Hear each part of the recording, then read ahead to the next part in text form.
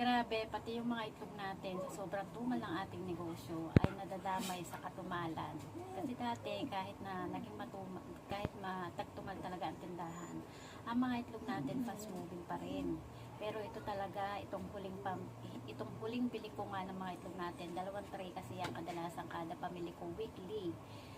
Nung binili ko ito Sunday din, Sunday na tayo ngayon, November 30. So, almost 1 month na.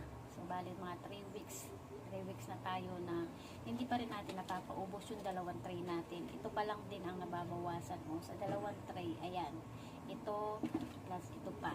Kasi ito, hindi ko matanggal mailipat sa tray kasi nga nakadikit siya.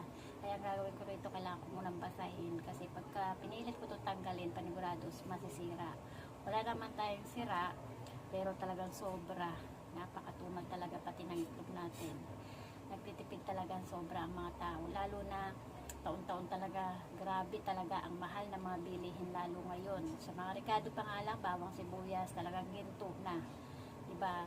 Kaya pati mga tao, ultimo mga itlog nagtipid na talaga. Kahit sabihin mo 13-month pay ng mga tao, talagang todo higpit talaga sila ng sinturon. Diba? Napakatumal.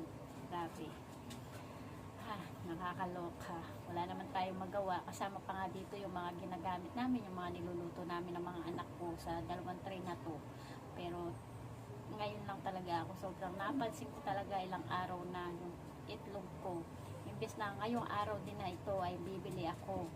Kasi ito, yung bibili ako ng itlog, kailangan maaga akong bibili para makapili nga ako ng mga malalaki-laki sa medium size lang kasi lagi ako bumibili. At saka itong mga to ay mga basag price pero hindi pa siya nabasag na napipili ko. Kaya tumatagal naman siya, ayan, inaabot naman siya ng 3 weeks ngayon pero wala naman akong mga bulok.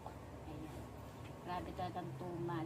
Kaya kailangan talaga rin natin magtipid. Ay naku, nakakaloka.